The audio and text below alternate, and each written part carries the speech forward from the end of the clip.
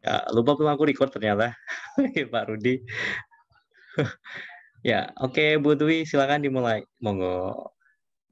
Baik, terima kasih atas kesempatannya. Sebelumnya, Assalamualaikum warahmatullahi wabarakatuh. Ya, selamat malam Bapak Ibu guru hebat yang sudah bergabung pada malam hari ini. Selamat malam untuk para pengurus KGBN Wonosobo dan selamat malam khususnya untuk narasumber kita yaitu Bapak Indarta Putra, beliau dari SD Negeri Karanganyar, Kota Pasuruan. Terima kasih atas kesempatannya. Perkenalkan nama saya Dwi Purwanti. Saya dari SD Negeri 2 Surengede, Kejajar yang pada hari ini, pada kesempatan kali ini saya berkesempatan untuk menjadi moderator pada diskusi kali ini. Dan selama 1,5 jam kurang lebih kita akan mengupas tentang P5. P5 ini memang lagi hangat-hangatnya ya kita bicarakan dia terutama di dunia pendidikan. Nah, kita mempunyai narasumber yang luar biasa sekali. Beliau akan membahas tentang P5 bermakna murid bahagia. Nah, Bapak Ibu semuanya, sebelum kita memulai diskusi pada hari ini, alangkah lebih baiknya kita berdoa menurut ajaran dan kepercayaan masing-masing. Berdoa mulai. Berdoa selesai. Bapak Ibu yang kami hormati, saya sebagai moderator akan menjelaskan alur diskusi pada kesempatan malam hari ini. Yang pertama, pemaparan materi dan dilanjutkan dengan sesi tanya jawab. Ya, langsung saja kepada Bapak Indarta Putra, kami persilahkan. Baik, terima kasih Bu Dwi ya dan Pak Catur. Salam kenal semuanya Bapak guru hebat di Wonosobo ya. Saya dari Pasuruan ya. Di sini kita akan belajar bersama atau sama-sama belajar lah ya tentang P5 bermakna. Karena memang saya sendiri di kota saya sendiri itu masih ada yang miskonsepsi ya. Ya supaya kita bisa melaksanakannya dengan baik supaya nggak salah dalam konsepnya. Nah, sebelum itu ya, saya ingin tahu dari Bapak Ibu guru di sini yang ikut di meeting kali ini, apa sih P5 gitu ya? Bapak Ibu bisa saya beri link setelah ini. Izin share dulu ya Pak Rohman, Pak Catur dan Bu Dwi ya, dan Bapak Ibu guru izin share.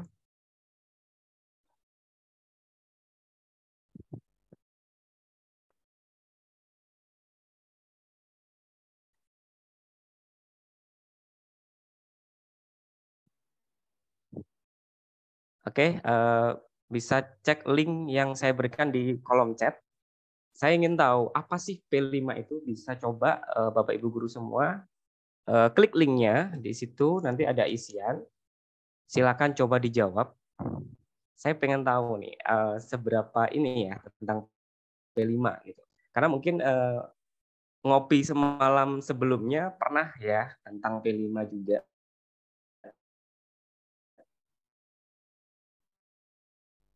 Silakan mulai diisi.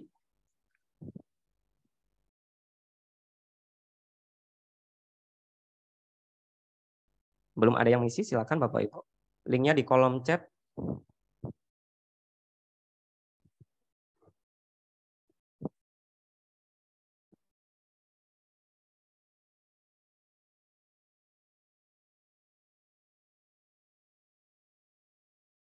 Apakah ada kesulitan di situ? Lagi proses, Mas. Lagi proses ya. Oke. Iya, Oke, ini dia. ngerti. Oke. Asik. Ada proyek penguatan katanya ya. Oke, ada Bapak Ibu guru yang jawab PJBL, ada yang proyek pelajar Pancasila. Oke, lanjutkan Bapak Ibu. Oke. Ada lagi proyek penguatan, upaya mewujudkan. Oke. Apalagi nih? Silakan nih. Ini ada berapa yang masuk, ada berapa nih Bu Dwi? Pesertanya? Ya, ada 36 peserta. 36 peserta ya, Oke. 36 peserta. Termasuk saya dan Bapak narasumber. Oke. Oke, ada yang buah dari kurma. Kurmer mungkin ya. Oke, buahnya ya. Oke, ada lagi, masih 9 orang. Jadi apa sih sebenarnya P5 yang apa ya, pengetahuan dari Bapak Ibu lah ya. Yang baru masuk langsung aja ya. Linknya bisa saya bagikan kembali. Ada yang Pancasila, ya. Ada yang profil pelajar. Oke, ada yang nilai-nilai Pancasila. Oke.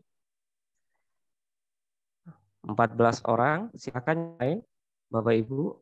Oke.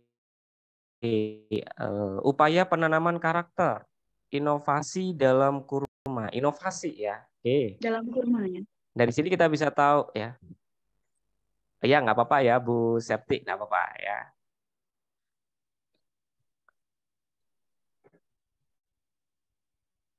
Silakan yang lain 17 orang.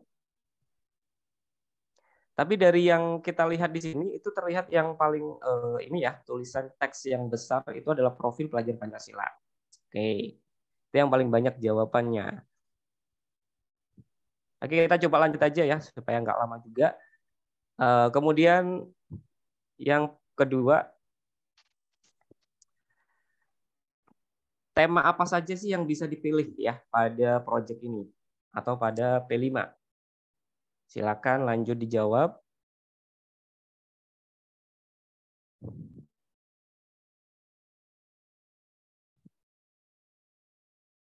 Karena pada P5 itu ada beberapa tema. Saya ingin tahu juga seberapa tahu tentang temanya. Sebutkan aja. Nah, gaya hidup berkelanjutan. Oke. Silakan yang lain Bapak Ibu. Kebekerjaan. Ada yang jawab kebekerjaan, ada yang kewirausahaan, ada yang kearifan lokal. Oke. Silakan, masih 4.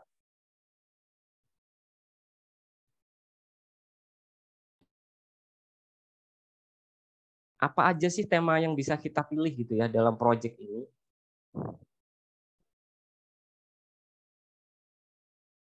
Silakan Bapak Ibu guru yang belum jawab.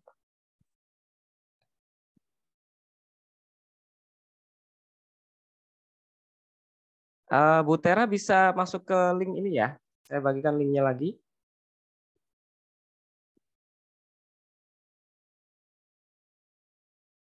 Apa aja sih temanya? Pengen tahu juga.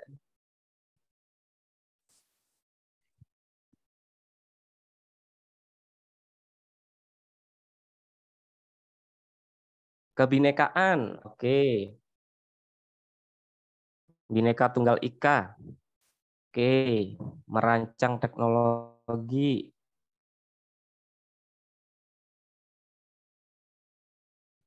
oke ya. Oh, suara demokrasi, oke. Apalagi nih? Berkebinekaan global, bangunlah jiwa dan raga. Oke. Silakan isi lagi.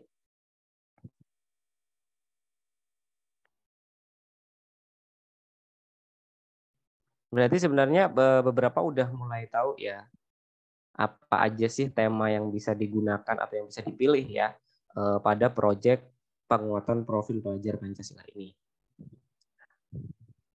Kalau kita lihat di sini, oke masih ada yang jawab, itu kebanyakan kearifan lokal. Mungkin Bapak Ibu guru udah pernah juga ya melakukan kegiatan P5 dengan tema kearifan lokal ya.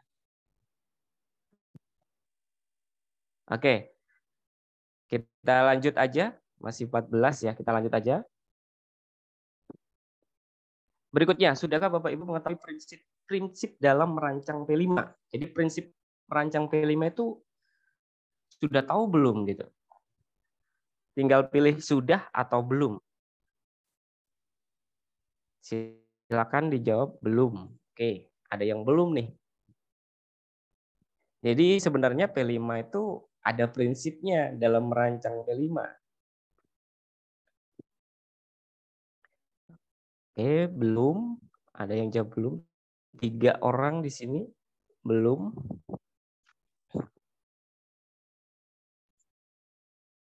Ada yang sudah? Wah, bagus nih. Oke. Belum, ada yang jawab belum lagi.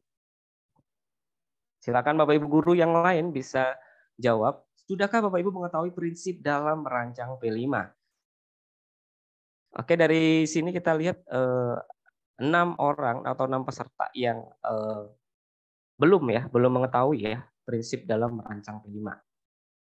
Silakan yang lain Bapak Ibu yang baru gabung bisa ikutan jawab.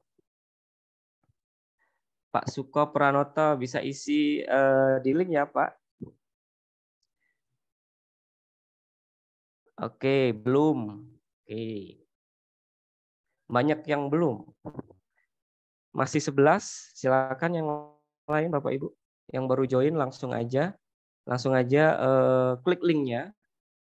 Sudah 4 orang atau 4 peserta yang sudah. 10, oke, yang belum.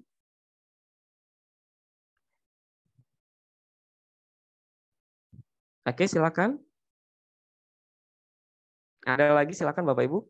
Sementara kalau kita lihat di sini banyak yang belum ya Bapak Ibu guru ya. Apa aja sih prinsip dalam merancang P5 gitu. Oke, 13 belum. Ya, oke. Rata-rata di sini belum mengetahui prinsip dalam merancang P5. Oke, kita lanjut aja supaya bisa kita lanjut ke materi nantinya. Selanjutnya adalah apa sih yang dihasilkan murid dalam P5?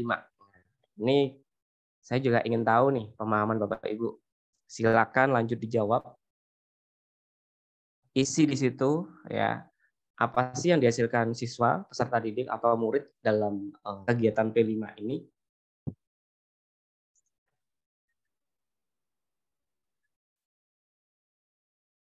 Karena di sini kebanyakan ini sih ya banyak yang miskonsepsi juga. Proyek, oke. Apa sih yang dihasilkan murid dalam kegiatan P5? Program, karya, kolaborasi, pengembangan karakter, oke.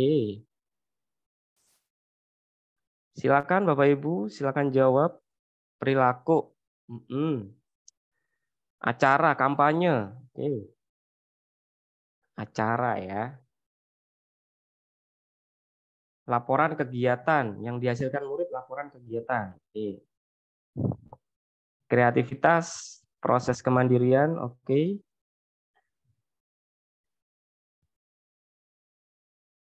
Oke, perilaku, acara, pengembangan karakter, proses kemandirian, karya siswa. Ini banyak yang jawab karya ya. Karya siswa, oke, karya siswa. Oke, ada lagi? Laporan suatu proyek atau kegiatan. Berarti siswanya bikin proyek itu ya dalam laporannya ya, laporan suatu proyek ya. Oke. Dalam kegiatan P5. Oke, lanjut aja. Oh, ada lagi? Apa ini? Karya siswa, karya, kreativitas. Udah ya, berarti ini kalau kita lihat di sini banyak yang jawab karya ya. Kita lihat di situ karya teksnya yang paling besar. Berarti kebanyakan yang dihasilkan murid itu adalah sebuah karya. Mungkin produk gitu ya. Karya itu kan bisa produknya. Oke, 19 orang udah jawab. Oke, kita lanjut penyuluhan dan pelatihan. Penyuluhan dan pelatihan yang dihasilkan murid. Oke, kita lanjut. Next. Perayaan hasil P5 dalam bentuk apa nih? Ya, ini banyak sekali yang saya lihat di media sosial tuh hanya dalam bentuk apa?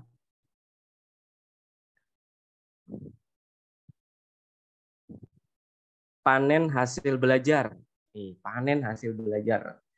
Silakan yang lain Bapak Ibu. Presentasi hasil karya, gelar karya. Oke.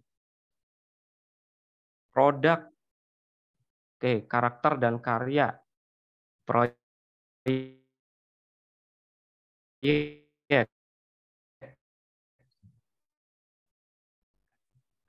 gelar karya ya. Silakan yang lain. Oke, presentasi pengaplikasian di masyarakat. Silakan Bapak Ibu yang lain bisa dijawab. Hasil suatu penemuan, ada yang chat juga nih. Mini Expo proyek. Wah, ini kalau dari teksnya Mini Expo, wah keren nih ya. Mini Expo proyek ya. Sepertinya meriah banget gitu ya. Gelar karya, program sekitar. Karakter dan karya, ajang karya. Ada lagi? Produk inovasi siswa, Market Day. Oh ya, bener nih, Market Day ada nih di media sosial, banyak yang Market Day juga ya. Tapi kalau kita lihat bersama di situ banyak yang gelar karya ya, karena tulisan atau teks yang paling besar di situ adalah gelar karya. Perayaan hasilnya gelar karya. Oke, ada lagi? Oke, nggak ada ya. Kita lanjut. Oke, selesai. Oke. Baik, langsung aja ya. Dari apa yang kita lihat bersama tadi, saya bisa melihat di situ Bapak Ibu udah mulai memahami apa sih P5, apa sih produk yang dihasilkan ya. Tetapi ada beberapa yang mungkin belum tahu ya. Jadi kita hari ini akan belajar bersama tentang hal tersebut supaya tidak terjadi miskonsepsi ya dalam pelaksanaan proyek P5 ini ya. Oke. Izin saya share screen Bapak Ibu presentasi saya hari ini.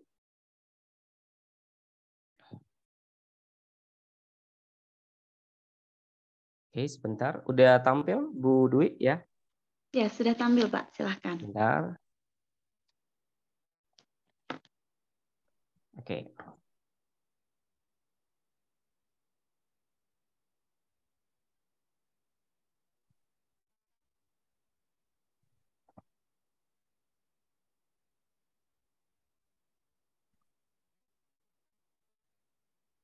Oke, Bapak Ibu, kita mulai dari materi hari ini. Bermakna ya, P5 bermakna murid bahagia. Karena hampir setiap sekolah itu kan sekarang sudah mulai merancang berbagai kegiatan untuk pelaksanaan P5 ini. Tapi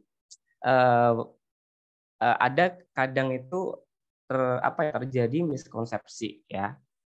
Di sekolah saya sendiri aja kadang masih belum ini juga ya. Ada yang belum memahami. Bapak Ibu guru juga di tempat lain di media sosial kadang juga wah seperti itu gitu ya. Nah, perlunya apa sih ya sebenarnya P5 ini? Jadi P5 ini memberikan kesempatan kepada siswa atau peserta didik untuk mengalami pengetahuan sebagai proses penguatan karakter ya, sekaligus kesempatan untuk belajar dari lingkungan sekitarnya. Jadi lingkungan sekitar kita di sekolah kita gitu ya. Dalam kegiatan ini, ya, siswa itu memiliki kesempatan untuk mempelajari tema-tema, ya, atau isu yang lagi-lagi hangat gitu ya. Jadi seperti perubahan iklim, ya, anti radikal, kemudian kesehatan, budaya, wirausaha, teknologi, dan kehidupan berdemokrasi, ya. Jadi sehingga peserta didik itu bisa melakukan aksi nyata dalam menjawab isu-isu tersebut sesuai dengan tahapan belajar dan kebutuhannya. Nah, inilah yang kadang terjadi ya miskonsepsi dari P5. Yang pertama, P5 itu harus berdasarkan mata pelajaran tertentu. Jadi kayak dikaitkan CP gitu ya. Padahal P5 ini beda dengan kegiatan intrakurikuler ya. Tidak sama dengan CP yang disediakan. Ya. Tujuannya pun beda. Nah, P5 ini bukan berdasarkan itu, tapi melainkan berdasarkan dimensi yang sudah disediakan. Ya, ada beberapa dimensi yang harus kita baca dan kita pilih dimensi yang mana gitu ya. Setelah pilih tema, kita pilih dimensinya. Kemudian yang kedua, bagian terpenting P5 itu adalah hasil akhir proyeknya gitu. Jadi yang penting hasil karyanya meriah gitu. Acara kegiatannya sangat meriah. Kalau kita lihat banyak sekali di situ padahal bukan hasil akhirnya, tapi pada prosesnya anak-anak ini ya saat belajar P5 ini ya, proyek yang kita angkat atau isu yang kita angkat di sekolah gitu. Jadi bukan hasil akhirnya saja yang kita pentingkan gitu. Supaya siswa ini bisa memahami dan lebih bermakna untuk mereka. Kalau cuma hasil akhir sih kita bisa ini ya minta tolong orang tua gitu ya untuk membuatkan seperti itu. Yang ketiga, hasil akhir proyek harus dirayakan secara meriah. Kalau kita lihat bersama banyak sekali yang meriah ya, tapi nggak harus meriah juga ya. Yaitu tadi ya kita pengennya kan yang bermakna. Kalau meriah tapi nggak bermakna gimana juga jadinya gitu kan. Kita bisa pakai yang sederhana. Misal aja hasil proyeknya ini kebanyakan kemarin apa ya? Nari lah ya. Ada sekolah yang waktu itu saya lihat di medsos dia nari gitu ya. Nariknya kan pakai sewa-sewa ini juga ya mungkin ya sewa kostum atau apa. Nah itu nggak harus sewa juga ya. Kalau nggak ada anggaran sekolah ya kita bisa bikin sendiri yang sederhana ya. Jadi nggak terlalu meriah. Apalagi acaranya pakai panggung kayak gitu. Nggak harus pakai panggung juga. Nggak harus pakai apa istilahnya terop gitu ya. Itu nggak harus. Itu yang ketiga ya. Yang keempat, lebih mengutamakan P5 dibanding pembelajaran intranya. Kadang itu, wah ini hal baru nih P5 nih ya. Kita terlalu fokus dengan P5 gitu. Tapi pembelajaran intrakurikulernya kita jadi lupa ya. Jadi harusnya seimbang ya P5 dengan intrakurikuler ya. Yang kita ajarkan ke mereka. Karena saya lihat sendiri itu, waduh P5 ini harus gimana nih karena hal baru. Kemudian yang terakhir adalah hasil akhir wajibnya itu menghasilkan produk. Nah, jadi hasil akhirnya ada produk yang dipamerkan. Dengan gelar karya ada produk ini dari kelompok A itu produknya apa, dari kelompok B produknya ini, dan itu masih banyak ya. Dan sebenarnya nggak harus produk ya, itu bisa dengan aksi nyata ya, aksi nyatanya mereka. Misalkan ada isu di mana contoh aja ya di kota ini ada isu UMKM nih ya, UMKM ini lagi kok kayaknya sulit untuk maju ya. Nah itu bisa kita angkat bukan menghasilkan produknya mereka, tapi kita bisa bantu mereka mungkin bikin mungkin desainnya kurang menarik nih. Jadi anak-anak diajak untuk bikin desain yang sederhana atau ide-ide desain yang bisa apa ya mengangkat produk dari UMKM tersebut. Ya gitu, jadi nggak harus produk ya, yang penting aksi nyatanya mereka. Atau bisa dari apa namanya UMKM tersebut ternyata mereka kesulitan dalam ini nih pemasaran gitu ya. Nah kita bisa nih kita bantu bagaimana mengajarkan anak-anak bagaimana pemasaran yang bisa membantu UMKM-nya. Misalkan pakai web gitu ya. Kita ajarkan untuk memasarkan produknya UMKM seperti itu. Jadi nggak harus produk ya. Bisa penampilan bisa ya kayak saya kemarin itu melakukan penampilan.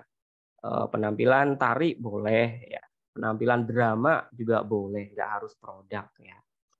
Oke, itu adalah beberapa miskonsepsi yang saya ketahui dari pembelajaran proyek P5 ini. Nah, P5 itu memiliki karakteristik ya Bapak Ibu ya. Yang pertama itu adalah proyek ini didesain untuk melakukan investigasi ya, memecahkan masalah dan mengambil keputusan. Jadi kita ajak anak-anak untuk bisa memecahkan masalah dan bisa mengambil keputusan. Kita dorong mereka. Ya, ini poin yang pertama. Poin yang kedua, murid itu melakukan kegiatan ini dalam periode waktu yang dijadwalkan. Jadi harus ada jadwal, harus ada namanya alur ya, alur proyek kegiatan di situ. Dan poin ketiga itu adalah proyek ini terpisah dari intra dan ekstra ya. Untuk P5 ini disebut co-kurikuler ya. Jadi terpisah dengan intra dan ekstra. Jadi jangan disamakan Nanti P5, wah kita kaitkan nih ada IPAS ya, dengan tumbuhan kita kaitkan, itu salah juga ya. Itu ada sendiri dimensinya, jadi kita harus paham dimensi juga. Kemudian poin 4, murid belajar dalam situasi tidak formal ya. Ini poin yang keempat, struktur belajarnya juga fleksibel dan terlibat langsung di lingkungan sekitar atau lingkungan masyarakat sekitar gitu ya. Itu beberapa poin atau karakteristik P5. Jadi Bapak Ibu bisa mengetahui ada 4 poin yang harus kita pahami bersama. Jadi ini sangat penting ya Bapak Ibu ya, jangan sampai nggak tahu gitu ya. Nah, ini dia tadi banyak yang belum tahu tentang prinsip dalam merancang P5 ya. Dengan mendasarkan proyek pada pengalaman nyata yang dihadapi dalam keseharian agar murid mengalami pembelajaran yang bermakna ya. Ada 4 ya prinsipnya. Yang pertama ini adalah holistik ya. Di situ Bapak Ibu guru bisa baca, memandang secara utuh dan menyeluruh. Jadi maksudnya itu gini, kita mendorong anak-anak untuk melihat keterhubungan ya dengan tema-tema dan isu-isu yang akan kita pakai, yang akan kita gunakan dengan siswa gitu ya. Jadi setiap tema ini yang dijalankan bukan merupakan sebuah wadah yang menghimpun beragam mapel ya atau mata pelajaran, tetapi lebih ke wadah meleburkan beberapa pandangan atau perspektif dan konten pengetahuan secara terpadu gitu. Yang kedua, kontekstual. Kontekstual ini kegiatan pembelajaran didasarkan pada pengalaman nyata. Nah, ini kita mendorong pendidik ya dan peserta didik untuk dapat menjadikan lingkungan sekolah kita itu sebagai bahan utama kita ya, bahan utama pembelajaran P5-nya, pembelajaran proyeknya. Jadi kita membuka ruang dan kesempatan kepada siswa atau peserta didik untuk dapat mengeksplor berbagai hal di luar lingkup satuan pendidikan. Nah, tema-tema yang disediakan itu sebisa mungkin dapat menyentuh persoalan lokal di daerah kita masing-masing ya Bapak Ibu ya. Jadi inilah kontekstual gitu. Yang ketiga, berpusat pada murid. Ini jelas kita harus berpusat pada murid. Ya jangan kita yang berperan sebagai aktornya, jangan. Tapi mereka lah ya sebagai aktornya, kita bantu mereka, kita jadi fasilitatornya gitu. Jadi kita sebagai fasilitator yang memberikan banyak kesempatan kepada peserta didik untuk mengeksplor atas dorongannya sendiri gitu ya. Jadi harapannya itu dapat mengasah kemampuan siswa memunculkan inisiatif juga, kemudian memecahkan masalahnya. Nah, ini kemampuan memecahkan masalah itu penting di P5 ini. Yang keempat, eksploratif. Eksploratif ini membuka ruang bagi proses inquiry dan pengembangan diri murid. Nah, proyek P5 ini memiliki eksplorasi yang luas ya, dari segi materi, alokasi waktu, dan penyesuaian tujuan pembelajaran. Jadi kita harus merancang ya P5 ini atau kegiatan proyek ini secara sistematis, ada alurnya dan terstruktur agar dapat memudahkan pelaksanaannya. Jadi diharapkan P5 ini bisa menguatkan kemampuan peserta didiknya gitu. Jadi ada 4 ya, diingat-ingat Bapak Ibu, prinsip dalam merancang P5. Yang satu holistik, yang dua kontekstual, yang ketiga berpusat pada murid, dan keempat adalah eksploratif gitu. Nah, ketika kita sudah tahu prinsipnya, kita melakukan tahapan-tahapan ya, beberapa tahapan yang harus kita lakukan di sini. Yang pertama itu adalah membentuk tim fasilitator. Nah, ini mungkin ada yang belum juga ya. Di sekolah itu harus ada tim ya, ada tim fasilitator. Jadi bukan misalkan saya nih ya guru kelas 4, bukan saya aja yang melakukan ya, harus ada orang koordinator seperti itu. Jadi timnya itu dari kepala sekolah itu menunjuk tim, ada satu koordinator, misalkan saya koordinatornya gitu ya. Kemudian Bu Dwi ini adalah guru kelas 1 misalnya. Nah, Pak Catur ini guru kelas 4. Nah, kita bisa berkolaborasi dengan guru kelas 1 dan kelas 4. Misalkan Bu Dwi jadi koordinator guru kelas 1, Pak Catur guru kelas 4. Nah, saya jadi koordinator utamanya. Itu namanya tim fasilitator. Jadi kepala sekolah harus membentuk itu. Nah, untuk yang koordinator utamanya ini yang kira-kira pendidiknya atau gurunya yang berkompeten, yang punya kemampuan bikin proyek. Nah, itu. Kemudian koordinatornya bisa per kelas ya, per kelas. Tapi kalau cukup ya, karena kita tahu di setiap sekolah pendidiknya juga berbeda, ada yang banyak, ada yang sedikit ya. Jadi itu bisa dilakukan per kelas kalau memang cukup ya, Bapak Ibu gurunya cukup di sana. Kita bisa ambil per kelas 1, 1 koordinator, kelas 2, 1 koordinator. Nah, ini akan berembuk ya untuk menjadi tim fasilitator. Nah, setelah kepala sekolah sudah menentukan nih ya tim fasilitator, barulah kepala sekolah mengidentifikasi dengan tim fasilitator tentang tingkat kesiapan sekolah. Ya. Kesiapan sekolah ini sampai pada tahap yang mana? Ya. Ada 3 tahap kesiapan sekolah dalam P5 ini. Yang pertama adalah tahap awal, yang kedua adalah tahap berkembang, yang ketiga itu adalah tahap lanjutan. Jadi kita harus identifikasi nih ya dengan kepala sekolah. Sekolah kita masuk yang mana ya?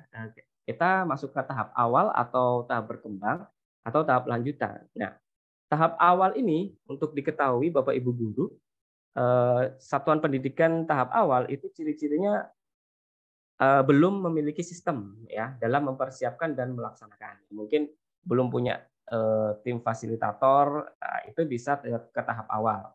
Konsep pembelajarannya itu baru diketahui beberapa pendidik ya, baru diketahui guru. Jadi mungkin hanya 2 orang nih yang paham tentang ini P5 gitu ya, konsep P5. Nah, ini masuk tahap awal. Dan tahap awal ini biasanya sekolah yang menjalankan proyeknya secara internal, jadi tidak melibatkan orang, tidak melibatkan pihak luar gitu, tidak melibatkan narasumber luar. Jadi cuma narasumber di dalam. Mungkin gurunya sendiri yang jadi narasumber juga. Nah, ini tahap awal. Harus kita identifikasi ya Bapak Ibu guru ya, sebagai tim fasilitator dan kepala sekolah. Nah, kemudian tahap berikutnya itu adalah tahap berkembang. Nah, tadi tahap awal, sekarang tahap berkembang nih. Kita identifikasi apakah sekolah kita bisa masuk tahap berkembang. Nah, tahap berkembang ini ada beberapa ciri. Ini sudah mulai menjalankan ini kegiatan berbasis proyek ya. Kegiatan berbasis proyek. Kemudian konsepnya sebagian guru dalam sekolah itu sudah paham ya, sudah mengetahui, sudah memahami. Dan sekolah sudah mulai sudah mulai melibatkan narasumber lain, narasumber di luar sekolah ya, untuk membantu aktivitas P5 ini. Nah, ini tahap berkembang namanya. Jadi kita bisa memanggil narasumber atau kita datang ke narasumber ya dengan anak-anak tentunya ya. Karena bukan kita aktornya tapi siswa lah aktornya. Itu termasuk tahap berkembang. Nah, untuk tahap lanjutan, yang ketiga tahap lanjutan, ini udah terbiasa dengan kegiatan proyek ya. Anak-anak udah terbiasa dengan kegiatan proyek, udah nggak bingung lagi, apalagi gurunya gitu. Udah paham semua, konsepnya udah dipahami semua, jadi seluruh gurunya udah paham nih. Ini tahap lanjutan. Nah, dan sekolah selain melibatkan pihak di luar atau narasumber di luar, ini juga malah menjalin kerjasama dengan mitra atau narasumber luar, jadi supaya dampak proyeknya itu diperluas lagi gitu. Ya, misalkan kita kayak tadi UMKM lah ya, kita bantu UMKM, kita ajari mereka mungkin guru SMP, guru SMA bisa itu ya. Kita bikin proyek dengan UMKM, kita cari isunya, ternyata mereka kesulitan dalam menjalankan bisnis UMKM-nya, kesulitan dalam mempromosikan. Nah, kita terus kerjasama dengan UMKM tersebut. Nah, itu namanya tahap lanjutan. Jadi selalu bekerja sama dan ada MOU-nya kayak gitu lah. Itu tahap lanjutan. Jadi untuk mengidentifikasi tingkat kesiapan sekolah itu tadi harus kita identifikasi yang mana nih sekolah kita termasuk tahap awal, tahap berkembang, atau tahap lanjutan. Ya. Kalau memang mau ke tahap awal, oke, berarti kita hanya pakai narasumber di sekolah atau guru sendiri, gitu ya. Kalau tahap berkembang itu malah tadi ya narasumber dari luar, cuman datang atau kita yang datang ke tempatnya. Nah, kalau yang tahap lanjutan tadi intinya adalah bisa berdampak lah.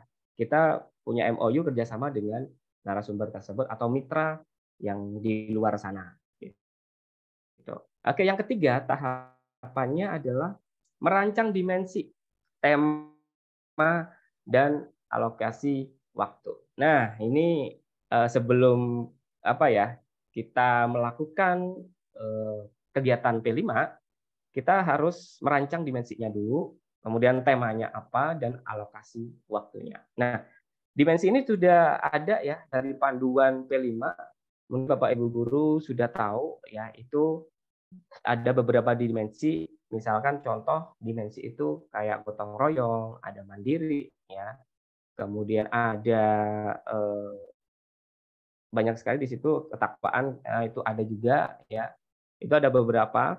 Tapi ya untuk dimensi itu kemarin nggak boleh lebih dari 3 lah ya. Karena nanti kalau kebanyakan nih ya, kebanyakan dimensi yang kita pakai nggak fokus. Ya kita maunya kemana nih dimensinya. Jadi cukup 3 aja, nggak usah terlalu banyak dimensi ya. Kalau saya dulu sama dengan Bapak Ibu guru mungkin ya, saya pakai 5 dimensi, ternyata itu salah dan itu terlalu banyak, jadi kita nggak fokus ya. Fokusnya supaya anak-anak apa sih di dalam proyek ini, nah, supaya lebih bermakna lagi di situ. Nah, temanya ini kita pilih ya tadi tema yang sudah disebutkan. Itu kan ada 7 tema ya. Yang pertama itu adalah gaya hidup berkelanjutan, kemudian kedua kearifan lokal, ketiga Bhinneka Tunggal Ika, kemudian keempat adalah bangunlah jiwa dan raganya, kelima suara demokrasi, keenam berrekayasa dan berteknologi. Yang ketujuh itu kewirausahaan. Nah, itu adalah 7 tema yang bisa dipilih. Tetapi untuk SD ada yang nggak termasuk ya. Contohnya adalah bangunlah jiwa raga dan suara demokrasi. Itu untuk SMP sampai SMA. Kalau SD cuman gaya hidup berkelanjutan, kearifan lokal, Bhinneka Tunggal Ika, berrekayasa dan berteknologi, dan kewirausahaan. Jadi kalau untuk suara demokrasi kita nggak bisa pilih itu ya. Untuk SD kayak saya sendiri guru SD nggak memilih itu. Kemarin contoh ya pengalaman saya untuk yang semester ini, kalau semester 1 saya masih bingung karena masih baru, kemudian semester 2 mulai memahami, saya pakai kearifan lokal. Jadi saya mengangkat isu ini nih budaya di Kota Pasuruan kayak tari ya. Tari ini banyak yang belum tahu. Tari apa sih yang khas di Kota Pasuruan? Akhirnya kita angkat bersama. Tapi saya nggak sendiri ya. Saya dengan guru kelas rombel lain karena di tempat saya itu ada rombel A dan rombel D. Jadi kami berdua itu berkolaborasi. Jadi kita pilih yang mana. Kita angkat itu. Kemudian setelah kita pilih itu, kita ajak siswa. Nah, di sini kita ajak siswa. Kita mau mengadakan ini. Kita harus tanya ke siswa. Jangan kita yang milih, ya pokoknya itu. Kita nggak boleh gitu. Kita harus diskusi dengan siswa. Kira-kira kita punya ini, ya kearifan lokal. Setuju atau enggak nih? Ya gitu. Karena tari Kota Pasuruan ini harus kita angkat nih. Harus kita lestarikan. Itu contoh kemarin ya. Kemudian saya mulai mencari dimensinya juga. Wah, temanya ini dimensinya yang mana? Dan yang terakhir adalah alokasi waktunya. Wah, ini yang agak ini ya, apa ya, agak susah juga ya alokasi waktu. Pengalaman saya kemarin karena tarian itu butuh waktu yang sangat lama untuk mendalami kearifan lokal ini.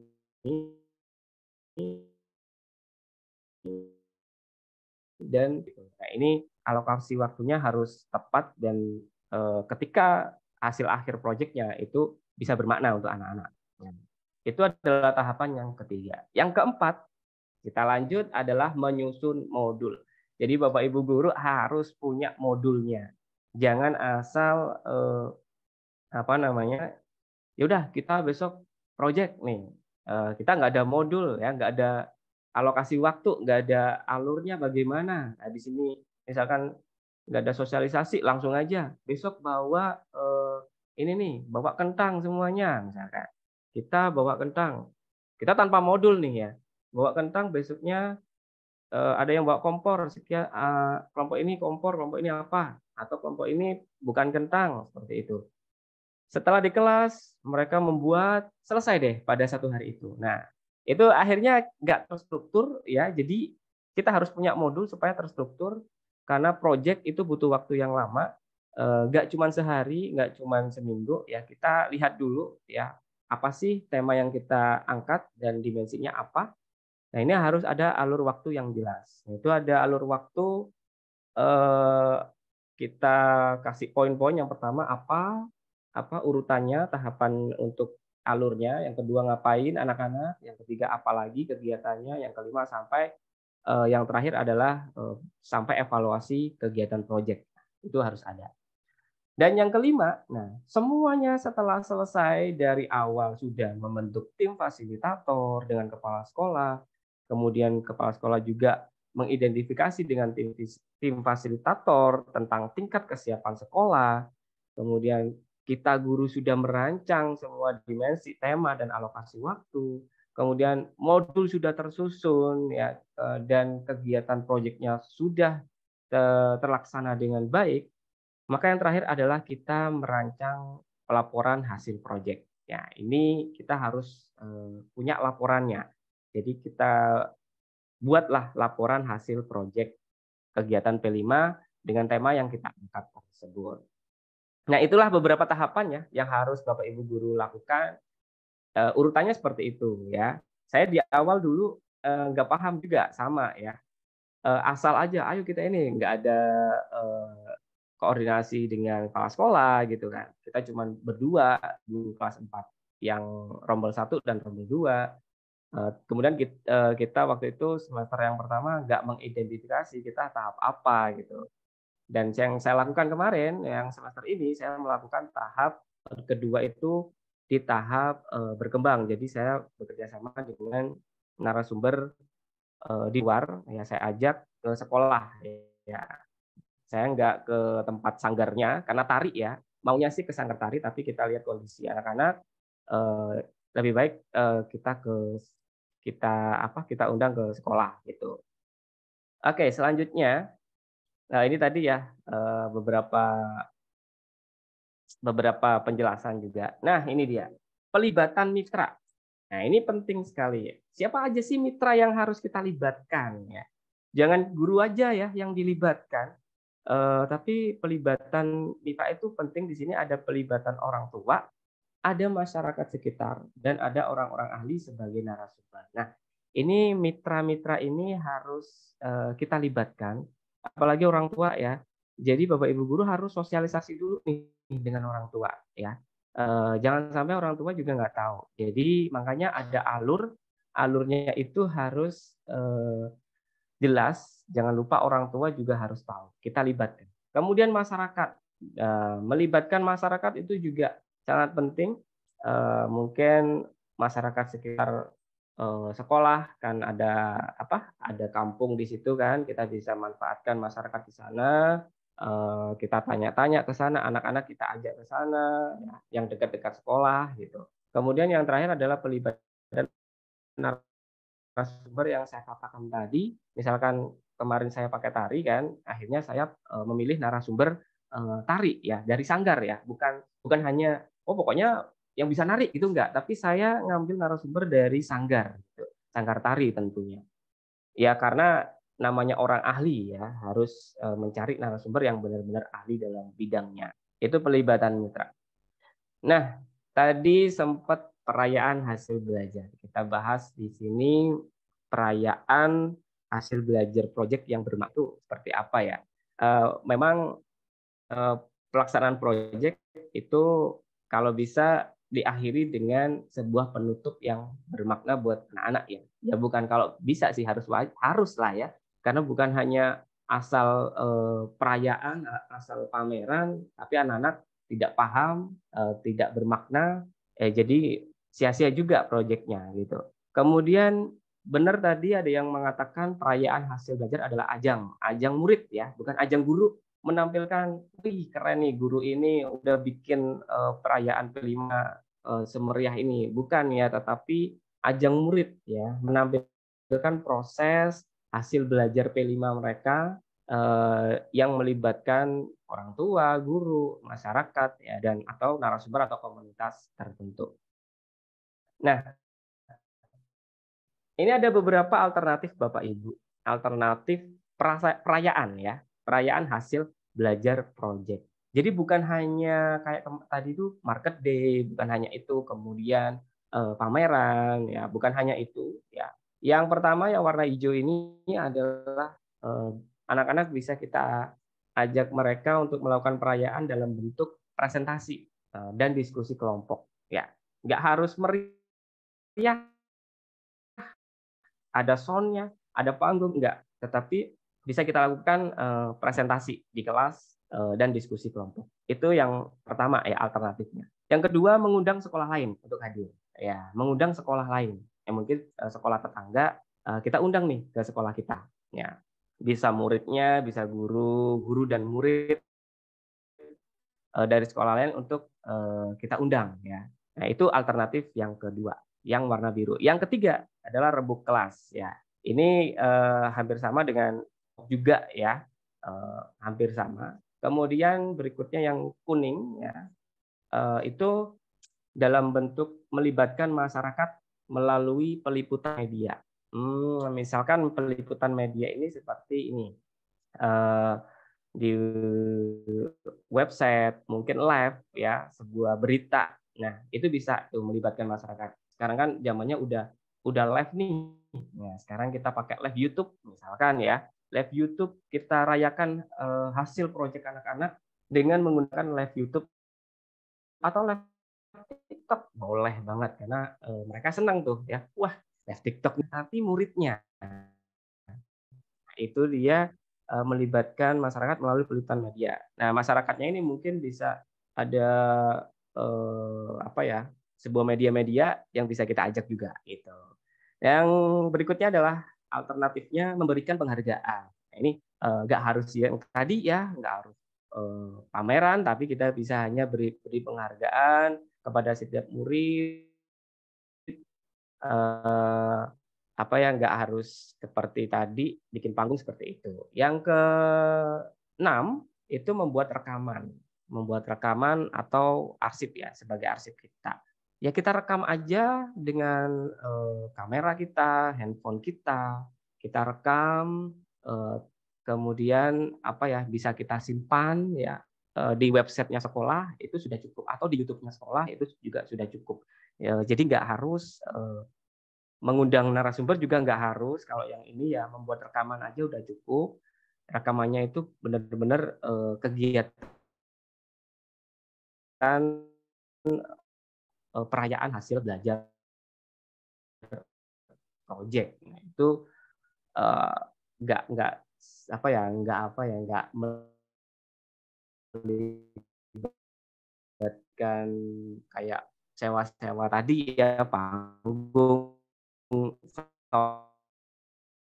sound gitu ya, cuma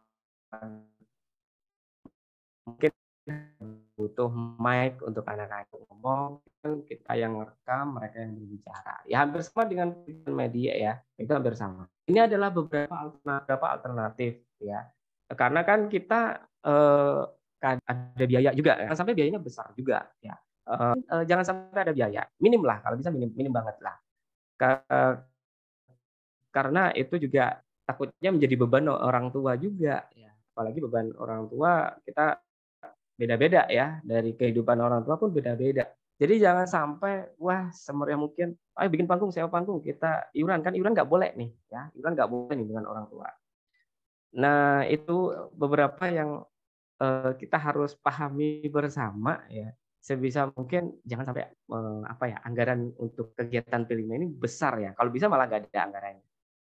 Saya tadi semester yang ini itu alhamdulillah dibiayai ya, dianggarkan di sekolah ya. Semoga Bapak Ibu guru bisa ini juga ya di sekolahnya bisa tanya ke bendaharanya dan kepala sekolah konsultasi. Saya ada kegiatan P5 ini bisa nggak dianggarkan? Kalau di sekolah saya kemarin alhamdulillah dapat anggaran yang tarik ya yang semester kedua dan itu biayanya untuk datangkan narasumber, untuk biaya narasumbernya, kemudian untuk ini sewa kostumnya ya. Karena ada anggaran kita gunakan karena kalau sudah dianggarkan kita harus ada kegiatannya juga, kita harus ada fotonya ya sayang banget kalau anggaran tidak dipakai. Kalau tidak ada anggaran nggak harus seperti itu ya Bapak Ibu ya. Kayak tadi kostum kita bisa pakai sendiri. Kemarin saya itu di ini ya dikasih masukan oleh pengawas sekolah saya, pengawas dinas pendidikan, itu bilangnya gini, kostumnya gimana? Kostumnya ada anggaran Bu dari sekolah, jadi kita pakai anggaran itu untuk sewa kostum. Oh ya sudah, sebenarnya nggak harus sewa, ya mungkin bisa pakai kayak kresek gitu ya, dijahit sendiri sama anak-anak gitu. Yang mirip dengan kostum tariknya atau topinya kita pakai kertas juga yang sederhana gitu dari bahan alam mungkin kita pakai. Nah, ya itu apa ya hasil evaluasi dengan pengawas gitu. Oh berarti boleh ya, boleh nggak harus ini begitu. Oh ya benar. Tapi karena ada anggaran ya kita pakai aja. Sayang banget begitu ya Bapak Ibu. Nah kemudian ada prinsip yang selain prinsip yang merancang tadi, ada prinsip yang harus benar-benar kita perhatikan. Kegiatan ini ya adalah acara yang dimiliki murid ya. Sekali lagi ini adalah acara murid, bukan acara kita. Kita melakukan ajang wah gurunya hebat seperti ini enggak, tapi muridnya lah yang punya acara gitu. Yang kedua, kegiatan ini untuk saling mengapresiasi bukan mengevaluasi dan melakukan penilaian ya. Kemudian yang ketiga, jadikan perayaan hasil tadi itu ajang yang baik ya, yang bermakna, yang dapat melatih kemampuan bicara di depan umum ya. Ini kemarin saya juga untuk melatih mereka seperti itu. Itu yang di semester 1 ya. Kemudian yang keempat, perayaan hendaknya dipertimbangkan bersama oleh kelas sejak awal perancangan proyek. Ya, jadi perayaan itu harus dipertimbangkan bersama ya. Jangan gurunya aja nih yang melakukan pertimbangan, tapi kita libatkan siswa karena ini sekali lagi adalah acara yang dimiliki murid. Nah, jadi kita rancang bersama dengan siswa ya, nah, gitu. Mungkin itu saja pemaparan saya di malam ini ya. Sesuai tadi yang dibilang Bu Dwi sebagai moderator, ada sesi tanya jawab ya Bu Dwi ya. Benar sekali Pak. Ya, oke. Mungkin itu saja Bu Dwi untuk P5 bermakna supaya siswa atau murid bisa bahagia ya. Baik, terima kasih sekali Bapak atas paparan yang luar biasa, tentunya menginspirasi bagi kita semua dan mungkin menjawab miskonsepsi dari kita semua yang memang menjadi simpang siur dalam dunia pendidikan kita. Nah, untuk sesi selanjutnya kita masuk pada sesi tanya jawab. Jadi nanti ada 2 termin ya, dan 1 terminnya itu ada 3 penanya. Dan untuk jika Bapak Ibu ingin bertanya silakan raise hand. Kemudian jika sudah dipersilahkan silahkan menyebutkan nama dan asal. Monggo Bapak Ibu, siapa yang mau bertanya?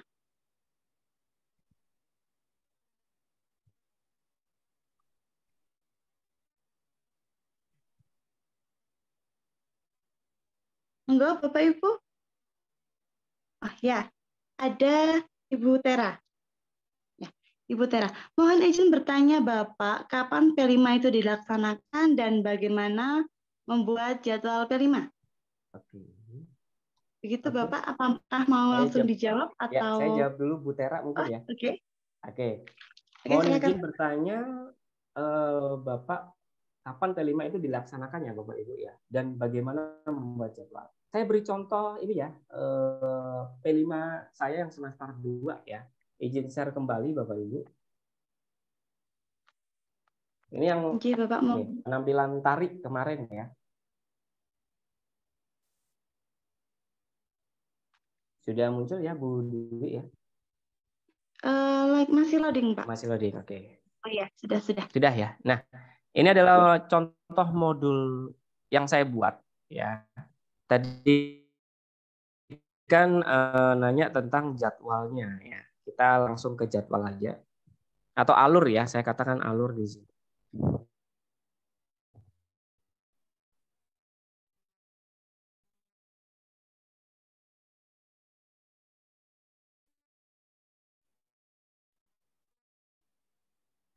Oh, ini dia. Oke, sebentar.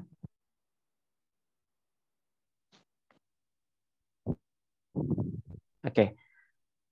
Kapan P5 itu dilaksanakan dan bagaimana membuat jadwal? Kalau kapannya, Bapak Ibu guru bisa ini melaksanakan pada hari-hari tertentu ya. Contoh ya, Hari Bumi kayak gitu.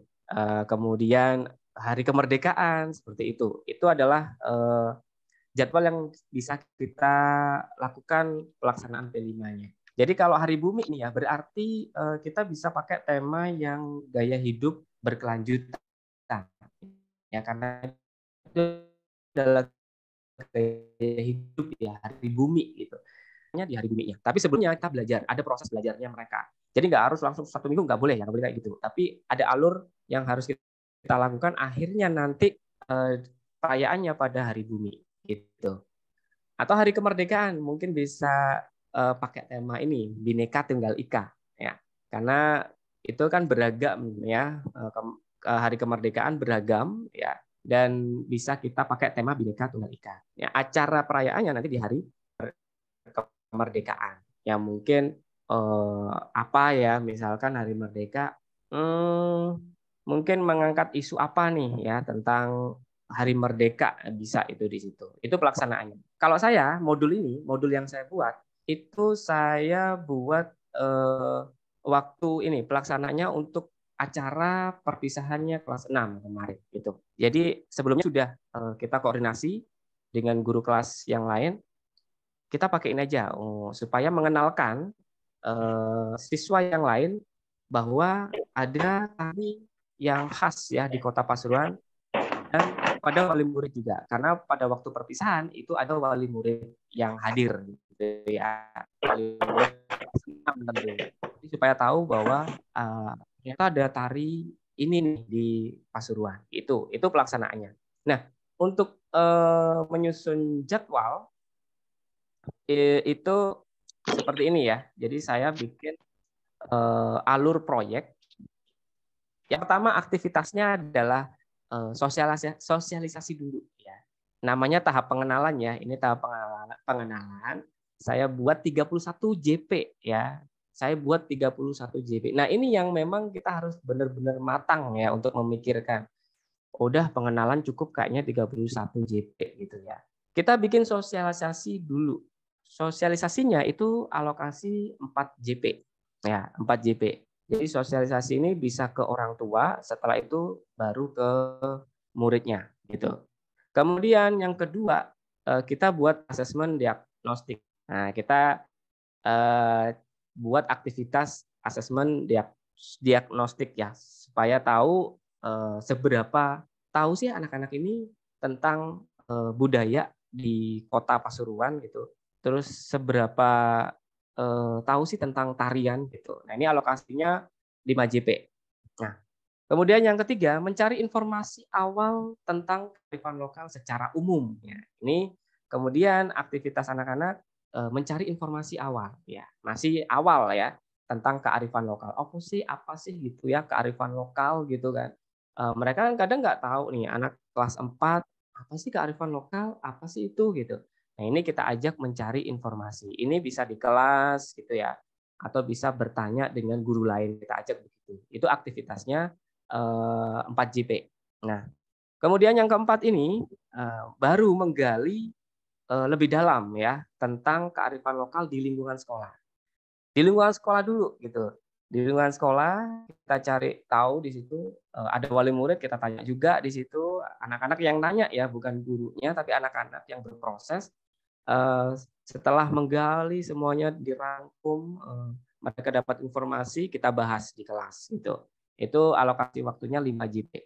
Kemudian yang kelima, alurnya adalah menentukan kearifan lokal yang akan digunakan untuk proyek. Nah, inilah yang aktivitas 5, akhirnya kita memilih untuk memilih tarian, namanya tarian Terbang Bandung Kota Pasuruan. Itu kemarin gitu. Jadi saya angkat itu, memilih tari itu ya, karena memang kebetulan wali kota ini sedang juga melestarikan tarian tersebut ya. Banyak sekali acara-acara dari wali kota itu mengundang penampilan tari. Nah, akhirnya mereka juga tahu, apalagi kayak karnaval itu ada tarinya juga. Tarinya tari Terbang Bandung. Nah, kita sepakat dengan siswa dan guru sebelah, kelas sebelah ya, menggunakan menentukan kearifan lokal budaya yaitu penampilan tari tersebut. Ini agak lama ya 9 JP ya. Karena memang harus matang, benar-benar matang. Nah, kalau terstruktur gini kan enak gitu ya. Kemudian barulah ini anak-anak saya ajak untuk presentasi. Presentasi hasil observasi dari mencari informasi awal, kemudian menggali informasinya. Nah, seberapa ini sih anak-anak ya mulai mengenal dari tahap pengenalan ini. Nah, ini saya lakukan 4 JP. Nah, setelah tahap pengenalan sudah, baru kita ke tahap berikutnya, kontekstual. Ini 69 JP. Nah, ini yang agak lama ya di proyek saya kemarin. Itu yang adalah pengenalan kearifan lokal lebih ke tari terbang Bandungnya. Kalau tadi kan secara umum gitu ya, kita cari tahu di sekolah apa, di kota apa. Akhirnya kita mulai mengenal lebih dalam tentang budaya tari terbang. Nah, ini kita kasih tahu dari gurunya dulu ya, narasumbernya kita dulu dari sekolah dulu. Kita kasih tahu penampilannya seperti apa gitu ya. Apa namanya? Kita puterin YouTube dulu ya, kemudian kita lihat makna dari budaya tari terbang Bandung itu seperti apa. Ini di poin yang ke-7 ini.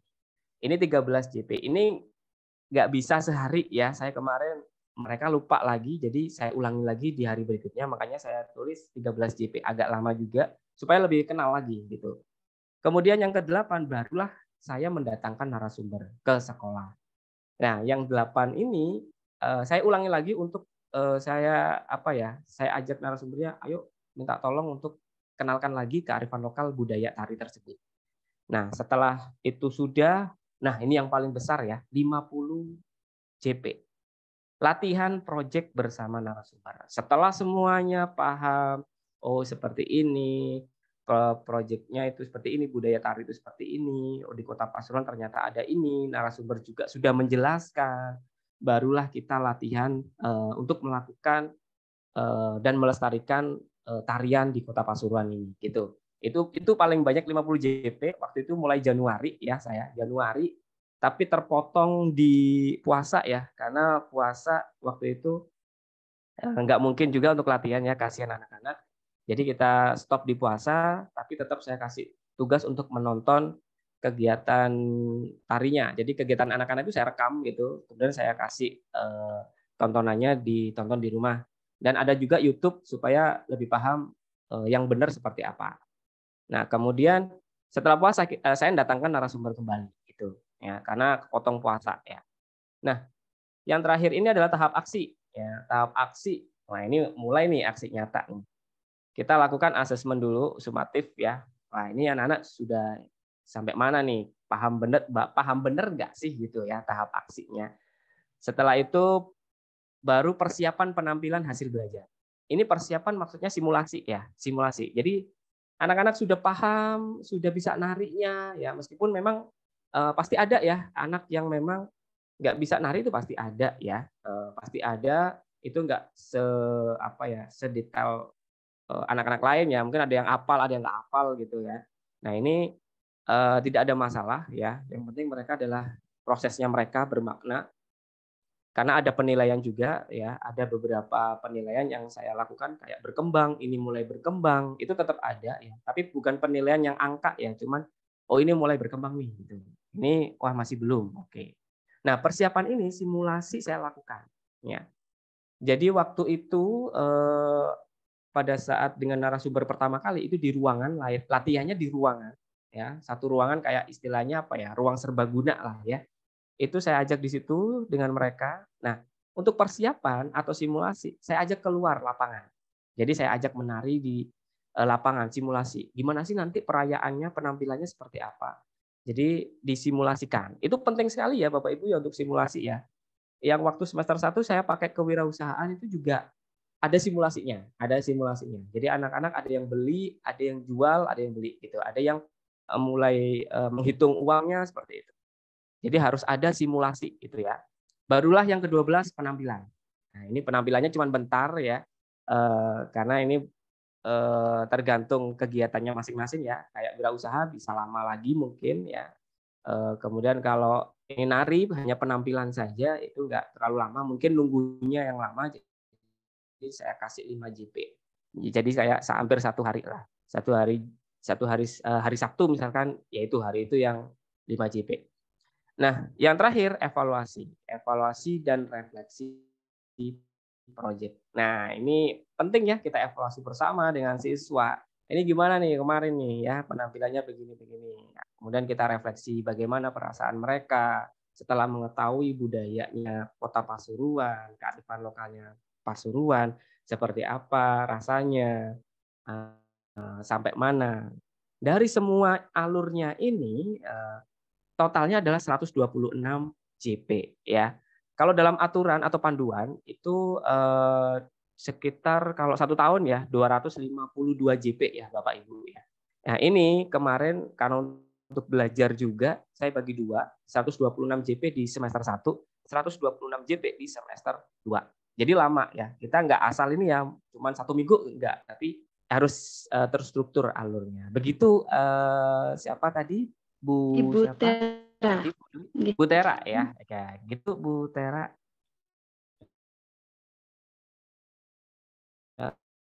Baik, gitu aja.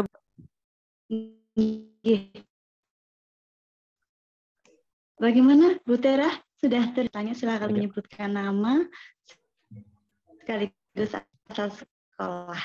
Oke, bagaimana Ibu Tera?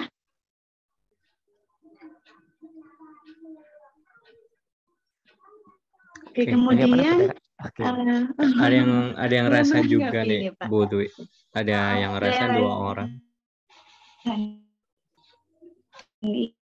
Iya, kan Ibu Siska Hidayati, jangan lupa untuk menyebutkan nama dan asal sekolah. Monggo Bu Siska Hidayati. Terima kasih. Mohon maaf saya close cam karena nyambi baby, jadi saya close cam. Ya, terima kasih atas waktunya. Nama saya Siska Hidayanti, saya dari SD Negeri 2 Tambi. Nah, pada kesempatan hari ini luar biasa sekali. Tadi saya sudah menyaksikan paparan dari Pak Indar, luar biasa, dan itu sudah sesuai dengan apa? Kalau saya lihat itu sesuai dengan panduan ya Pak Indar ya. Dan itu untuk tahapan P5-nya memang benar sekali. Tadi ada memahami P5 dulu, kemudian ada menyiapkan ekosistem sekolahnya bagaimana dengan mencari kita itu sekolahnya itu ada di tahap apa gitu ya Pak Indar. Kemudian ada pengolahan P5-nya, di situ ada pelaksanaan P5-nya bagaimana, ada modul yang dibuat, kemudian ada pelaporan hasil P5 dan yang terakhir evaluasi. Nah, pertanyaan saya Pak Indar, nah ini kan tadi kan untuk tahapannya. Nah, untuk apa namanya? Apakah dari awal ini juga ada rancangan perencanaannya dengan pihak sekolah ya, tentunya bukan apa namanya, bukan per kelas ya, bukan kelas per manajemennya. Dan kemudian tadi ada evaluasi ya Pak Indar, evaluasi yang saya lihat itu yang terakhir adalah evaluasi di bagian pelaksanaannya. Nah, untuk evaluasi pada manajerialnya itu bagaimana? Ada 2 pertanyaan. Yang pertama adalah manajemen dari keseluruhan tahap, dan kemudian yang terakhir adalah manajemen khususnya untuk evaluasinya dan tindak lanjut dari proyek kelima itu bagaimana. Itu saja pertanyaan dari saya, Mbak Dwi. Indar, terima kasih. Iya, terima kasih sekali Bu Siska. Bagaimana Pak Indra? Mau langsung dijawab atau? Boleh. Oh iya, enggak silahkan Bapak. Bu Siska, ya, salam kenal Bu Siska. Ya, ini Bu Siska paham banget nih sepertinya ya. Untuk ini kemarin, kalau saya kemarin hanya tertulis ya dengan kepala sekolah, dengan guru ya, guru kelas sebelah ya, tertulis gitu. Kita pakai pilih yang mana. Kalau saya ya harus punya panduan, harus kita cetak panduan. Nah, panduan ini harus kita cetak, kemudian kita konsultasi dengan kepala sekolah. Nah, semua kita diskusikan di situ ya. Cuman saya kemarin nggak bikin yang resmi banget, cuman ada notulen biasa ya saya dengan kepala sekolah. Nah, selama itu ada foto kegiatannya juga ya, sosialisasi kita foto ya, dokumentasikan, sosialisasi dengan siswa kita dokumentasikan, dengan wali murid kita sosialisasikan, kita foto juga. Nah, untuk kegiatan anak-anak juga kita dokumentasikan, karena nanti ingat di tahap terakhir adalah kita melakukan laporan ya, laporan hasil penilaiannya. Nah, dokumentasi itu sangat penting. Kalau memang bisa ya, Bapak Ibu guru, setiap alur ini sebisa mungkin ada dokumentasi, meskipun hanya dokumentasi misalkan pada saat mencari informasi awalnya cuma satu foto gitu, apa-apa ya. Itu ya Bu Siska yang pertama. Yang kedua, evaluasinya seperti apa ya? Kalau kemarin saya evaluasinya sederhana sih ya. Evaluasi, bentar ya, saya cari di ini, kemarin sih ada. Saya ingat ada di nomor.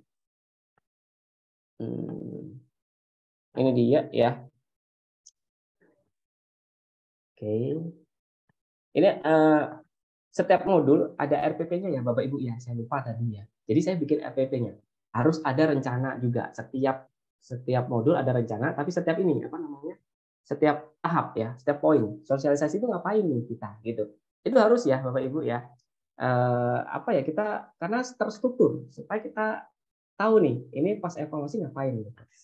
Kalau saya kemarin pakai ini ya refleksinya. Jadi kita evaluasi cuman berbicara dengan anak-anak, kita rekam gitu, cuman rekam aja, kemudian saya kasih lembar refleksi bagaimana anak-anak hari ini seperti apa kayak gitu. Nah, ini adalah urutan waktu evaluasi ya.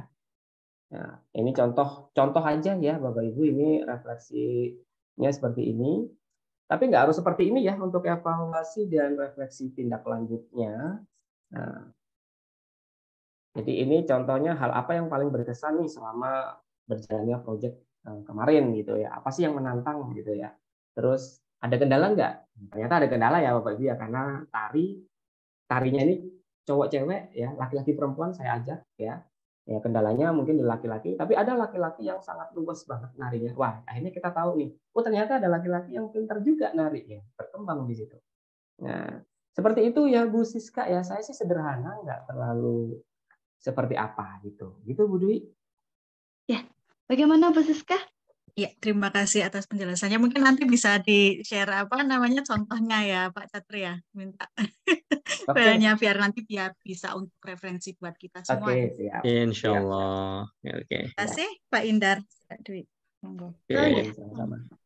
Selanjutnya ada Bu Herlina. Nanti di kolom chat juga ada kok dari Pak Rohmat. Mungkin bisa dari Bu Herlina, kemudian Bu Dwi bisa bacain yang miliknya Pak Rohmat yang ada di kolom chat ya. Jadi dua pertanyaan bisa langsung. Oke, monggo Bu Dwi. Oh iya. Ke Pak Rohmat nggih. Tadi sepertinya sudah pertanyaannya hampir mirip ya sama Ibu Tera itu.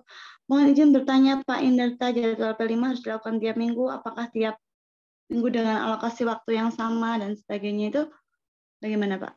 Oke, saya jawab ya Bu Dwi. Oke, silakan. Oke, Pak Rohmat salam kenal ya di kolom chat. Kalau saya lakukan setiap hari Sabtu, jadi tiap minggu ya. Jadi setiap hari Sabtu tuh fokus ke proyek. Jadi proyek itu saya lakukan di hari Sabtu, full 1 hari. ya 1 hari. Jadi saya lakukan itu. Tapi kemarin kadang ada kegiatan gitu ya. Ini yang kadang terpotong. Kadang ada kegiatan-kegiatan sekolah atau kegiatan kota biasanya itu terpotong. Jadi kita ganti di hari Sabtu atau kadang saya ikutkan di Jumat cuman sebentar gitu. Yang penting JP-nya terpenuhi gitu. Itu ya Pak Rohmat ya. Untuk alokasi kan nggak harus sama ya. Kita lihat kalau cukup ya sudah gitu. Tapi yang jelas kalau saya itu di hari Sabtu. Tapi nggak harus Sabtu ya, nggak harus setiap minggu Bapak Ibu ya. Bisa hari Senin ada P5 di jam berapa ke berapa jam terakhir misalnya. Kemudian hari Selasa ada P5 lagi boleh. Hari Rabu P5 lagi boleh. Hari Kamisnya Jumat sampai Sabtu atau 1 minggu itu ada P5 juga boleh ya. Tapi kalau saya kemarin sepakat dengan guru kelas sebelah itu tiap hari Sabtu aja deh, karena nanti bisa lebih fokus ke anak-anak karena ada nariknya ya, karena tadi ada kegiatan narik itu nggak bisa nih hari Senin narik karena waktunya hampir 1 jaman latihan waktu itu. Itu Pak Rohmat ya. Ya, Oke. baik. Bagaimana Pak Rohmat? Sudah terjawab ya Pak Rohmat nggih? Ya, kemudian kita tutup cermin ke pertama dan kita buka cermin kedua nggih Bapak Ibu semua. Ada yang sudah raise hand, Ibu Herlina. Kembali saya ingatkan silakan menyebutkan nama sekaligus asal sekolah. Silakan Ibu Herlina. Halo Ibu Herlina. Assalamualaikum warahmatullahi wabarakatuh. Ya, waalaikumsalam warahmatullahi wabarakatuh. Perkenalkan nama saya Ibu Herlina dari SMP Negeri 1 Pontianak, Pak. Numpang belajar di sini karena memang saya lihat topiknya menarik dan saya ingin tahu lebih dalam. Kebetulan saya mengajar di SMP nih Pak. Jadi mungkin JP-nya agak berbeda dengan SD. Jadi setahu saya kalau di struktur kurikulum Merdeka itu untuk proyeknya 25% dari total JP per tahun ya Pak ya. Nah, saya ingin bertanya mengenai tim ya. Kalau kami di sini kan berarti kalau kita diikutkan ke jam wajib guru, artinya setiap guru itu dipotong 1 JP untuk pembimbingan proyek. Seperti itu setiap minggunya. Jadi semua guru mapel itu punya kewajiban pembimbingan proyek. Nah, ketika pembentukan tim tersebut, apakah semua guru itu dilibatkan atau hanya beberapa kelompok guru yang terlibat dalam tim pembimbingan seperti itu. Kemudian apakah ketika itu terjadi jam wajib guru itu bisa terpenuhi atau bagaimana? Nah, pelaksanaan proyek itu sendiri ketika melibatkan semua guru, apakah harus kayak tadi Bapak ada menjelaskan juga hari Selasa boleh, Rabu boleh, sepertinya lebih fleksibel gitu ya. Bagaimana dengan keterkaitan dengan jam pelajaran yang lain gitu, seperti itu. Kemudian saya lihat modul Bapak juga cukup lengkap, cukup menarik. Mungkin bisa saya pelajari lagi. Begini Pak, tadi kan ketika kita sudah sebarkan alur proyek. Nah, saya tertarik tadi dengan bahwa kita harus membuat seperti RPP per harinya sehingga pembimbingan itu terstruktur, apa yang harus dilakukan di jam pertama, apa yang harus dalam 1 hari itu seperti itu sehingga tidak lari dari apa yang sudah ditetapkan di modul seperti itu, Pak. Mungkin penghitungan jamnya itu yang mungkin agak sedikit ribet ya ketika kita harus mengalokasikan sampai akhirnya 1 semester. Nah, kalau jam wajib temanya itu kan dalam 1 tahun boleh 3 tema ya Pak ya. Jadi semester 1 boleh tema 1, 2, 3, dan lain sebagainya. Nah, bagaimana trik mengatur RPP-nya itu, Pak, yang supaya bisa mengakomodir semua JP-nya? Demikian mungkin pertanyaan saya. Mohon maaf. Terima kasih atas kesempatannya. Assalamualaikum warahmatullahi wabarakatuh. Waalaikumsalam. Silakan Bapak Indarta. Oke, baik. Bu Herlina dari SMP. Wah, ini sudah ada tim fasilitator ya di sana ya.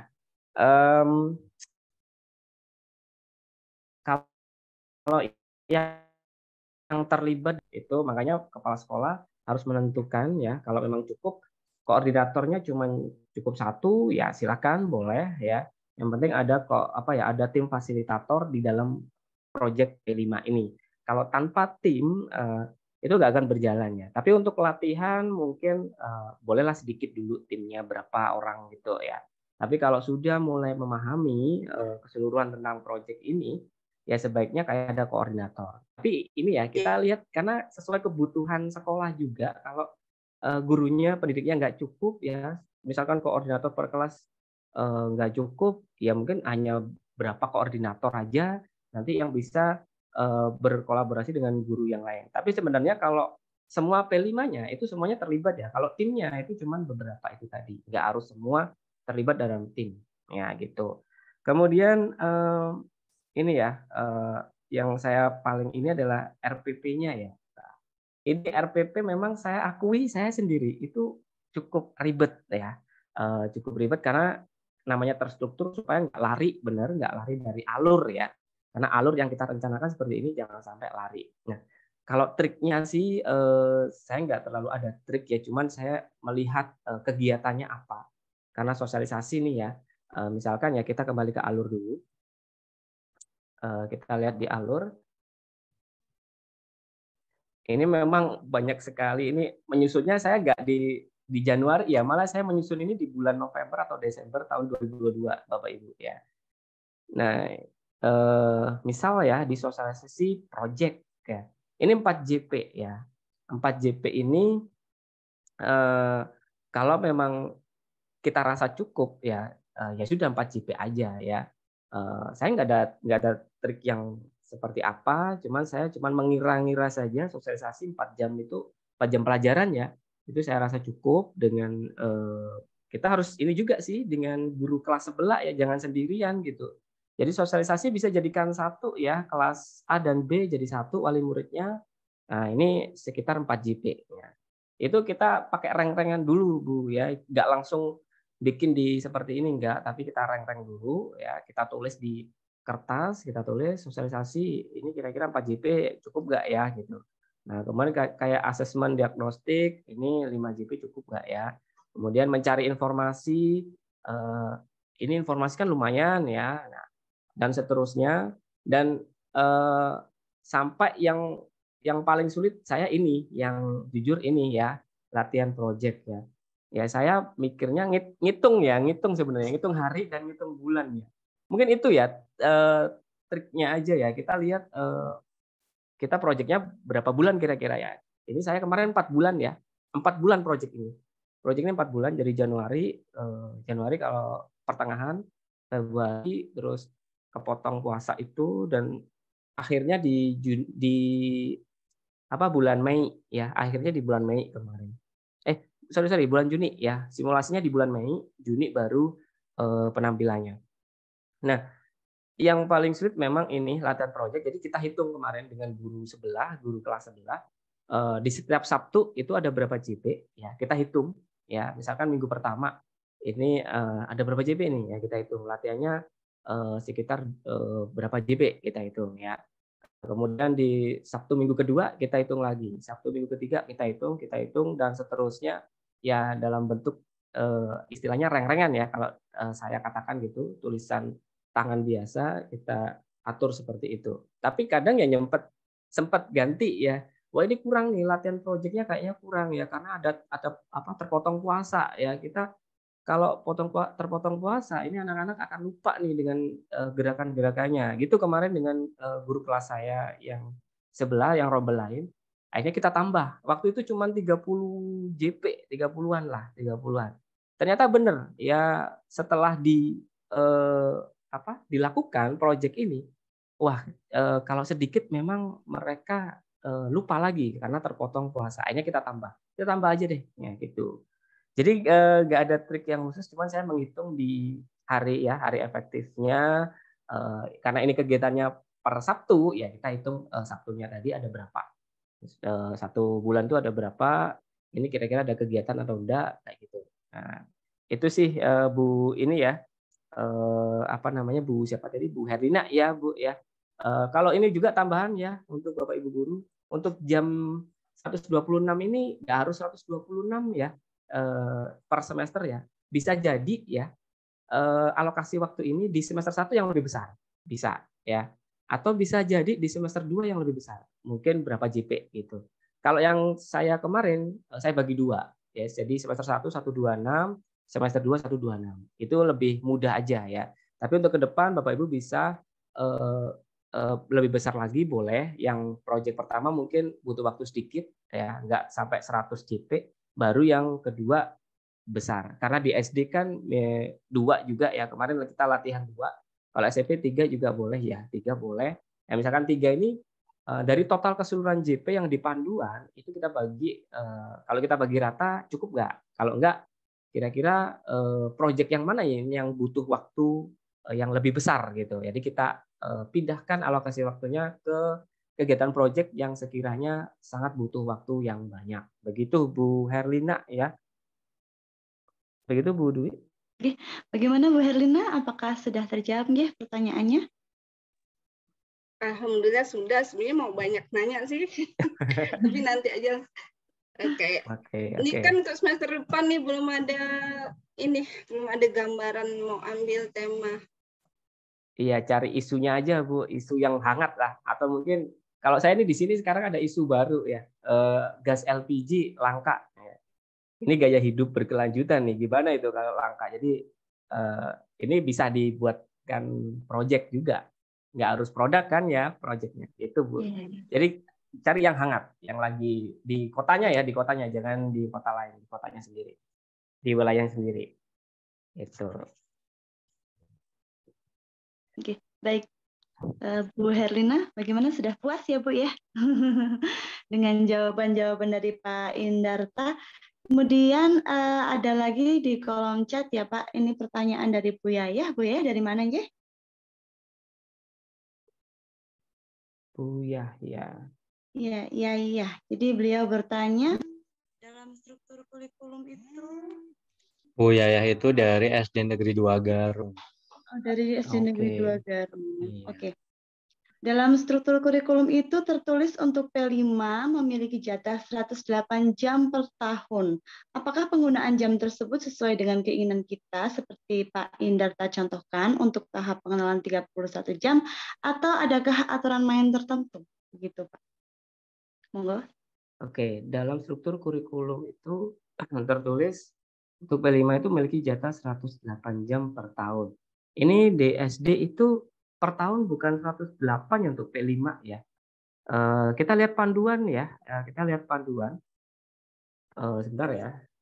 Supaya kita enggak ini ya. Jam alokasi waktunya ya. Per tahun itu 252 ya. Per tahun itu sekitar segitu. Tapi kita lihat bareng aja supaya enggak miskonsepsi ya. Oke, sebentar. Saya buka dulu panduannya. Jamnya.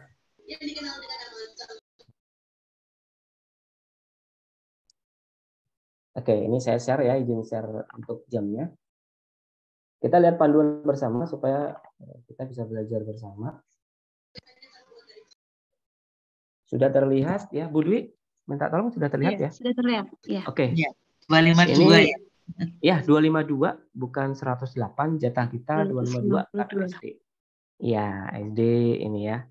Nah, ini juga kelas 1 sampai 5 252, ini kelas 6 ya. Nah, kemudian SMP ya, jadi di panduan itu sudah jelas setiap tahunnya. Jadi nggak harus kayak saya tadi saya bagi 2, 126 bisa jadi di semester yang pertama lebih besar atau lebih sedikit, bisa jadi, boleh ya. Nggak harus kayak saya 126. Ya, tergantung proyek yang kita akan lakukan atau kita angkat gitu ya. Jadi gitu ya Bu, ini ya. Kalau per tahunnya harus 252 sesuai aturan main ya. Tapi kalau di setiap semester itu direncanakan dengan bu guru lain atau dengan tim fasilitator gitu. Kita koordinasi dengan mereka yang sudah ditugaskan sebagai tim fasilitator. Gitu Bu Yahya ya. Ya, Ya, bagaimana terima Bu Yaya? kasih ya. Sudah terjawab? Iya. Oke. Jadi pengenalan juga sesuai dengan keinginan Bu Yaya juga. Nah, itu gitu Bu Dwi. Oke ya Bu Yayang ya. Lanjut ke pertanyaan ketiga di cermin kedua ini, Bapak dari Ibu Sisilia Sumantri ya, dari SD Negeri 8 Sobo.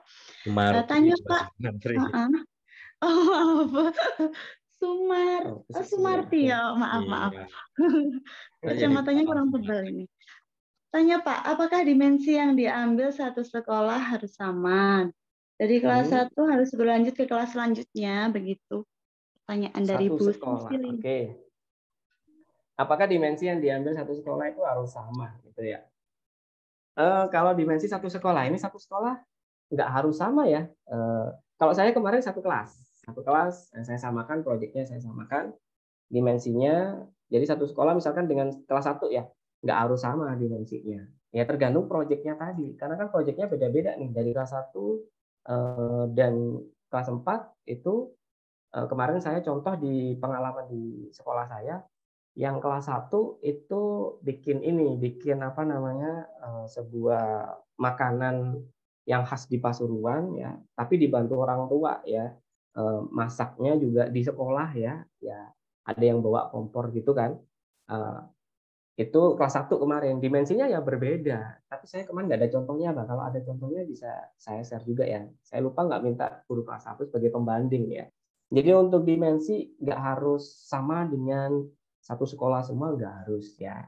Ya makanya harus ada tim fasilitator ini supaya acara P5 ini kalau memang ingin yang bermakna itu bisa diatur atau dikoordinasikan dengan tim ini ya, tim fasilitator. Jadi gitu Bu Sisilia, dimensi satu sekolah nggak harus sama, menyesuaikan dengan proyek yang akan diangkat gitu.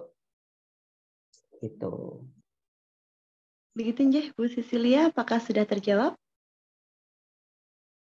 Bu Sisilia mana? Oh, terima kasih ya. Beliau mungkin Oke. sudah terjawab nggih pertanyaan. Oke, tidak terasa nggih sudah 1,5 jam kita melakukan diskusi bersama-sama. Tentunya antusias dari peserta sungguh-sungguh luar biasa nggih Bapak Ibu semua. Terima kasih atas sharing ilmunya ya Bapak Indarta Mei Putra, dan silahkan untuk Bapak narasumber kita menyampaikan closing statement. Monggo Bapak. Oke, terima kasih Bu Dwi ya.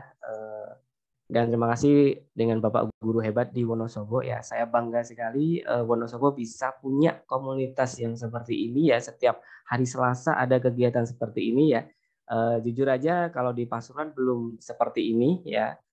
Dan ini sangat hebat sekali. Dan untuk closing buat Bapak Ibu guru, P5 ingat bukan hanya produk ya. Yang penting adalah prosesnya mereka ya. Bisa aksi nyata. Kemudian untuk perayaan jangan hanya pameran, bisa yang lain ya. Dan saya ingatkan yang terakhir, tetap ini adalah untuk murid, bukan untuk siswa. Gitu ya Bapak Ibu.